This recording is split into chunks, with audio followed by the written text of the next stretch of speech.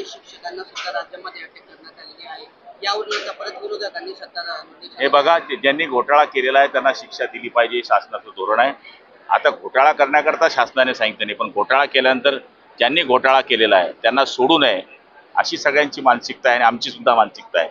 आणि मला तरी असं वाटतं की विरोधकांनी याच्यामध्ये राजकारण न करता विद्यार्थ्यांचा जो सगळ्यात महत्त्वाचा प्रश्न आहे त्याच्याकरता ज्या लोकांनी हा नालायकपणा केलेला आहे त्याच्याकरता सगळ्यांनी एकजूट होऊन याच्या पुढे असे प्रकार घडणार नाही याच्याकरता सगळ्यांनी मदत करावी अशी अपेक्षा आहे। मागे विशाल अग्रवालचे प्रकरण समोर आलं होतं, त्यानंतर आता काल पुण्यामध्ये पुन्हा ड्रग्ज पार्टी सापडली एका हॉटेलमध्ये, त्यावरून पण आता सत्ताधाऱ्यांवर टीका केली जाते। त्या प्रकरणात पण 2 जणांना अटक करण्यात आलेली आहे। जे सापडलेले गुन्हेगार आहे, खरं म्हणायला गेलं तर ड्रग्समध्ये जे सापडत असतील त्याच्याकरता एक केंद्र सरकार किंवा राज्य सरकारने एक वेगळा कायदा केला पाहिजे अशी माझी स्वतःची इच्छा आहे।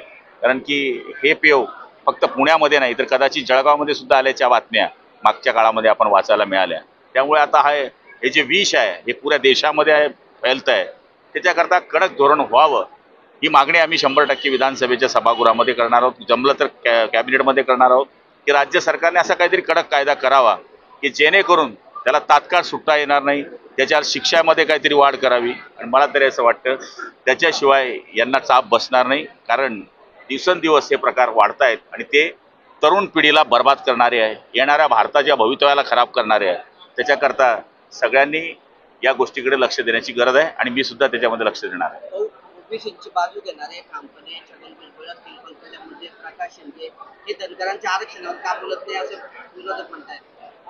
नाही, या ठिकाणी बघा, मराठ्यांना आरक्षण असेल, धनगरांना असेल, ओबीसींना असेल, सध्या राज्यामध्ये ती एकमेकांमध्ये दुही निर्माण झालेली आहे, ती होऊ नये अशी अपेक्षा सगळ्यांची आहे। सगळ्यांना सन्मान मिळावा, सगळ्यांचं रिजेक्शन अबाधित राहावं याच्याकरता सगळ्यांचे प्रयत्न आहे। आपण आज बघतोय की आपसामध्ये आपण एका ताटामध्ये जेवणारे सगळे भाऊ वेगळ्या वेगळ्या दिशेने आज तोंड करून उभे आहोत।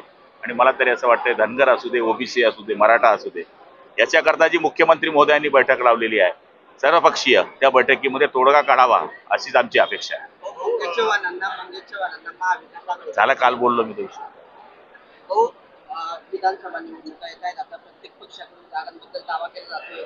शिवसेनेने या लोकसभेमध्ये चांगलं यश मिळवलेलं आहे, तर वैयक्तिकरित्या तुमच्या नेत्यांनी पण म्हटलेलं आहे की आम्ही मोठा भाऊ। तुम्हाला काय वाटतं वैयक्तिक? हे बघा, मी कार्यकर्ता आहे, मी नेता नाही। त्यामुळे पक्षाचे जे धोरण ठरतात राज्यस्तरावर ते मी मानणारा कार्यकर्ता आहे। तिथे जे ठरेल ते आम्ही सगळे मान्य करू। राज्यात काय वाटतं तुम्हाला किती? बघा, आम्ही सगळे सूत्र हे एकनाथ शिंदे साहेबांकडे दिलेले आहे। आपण लोकसभेमध्ये पाहिलं असेल, उमेदवारीची सूत्र असतील, उमेदवार डिक्लेअर करण्याची सूत्र असतील, हे आम्ही मुख्य नेत्यांकडे दिले होते।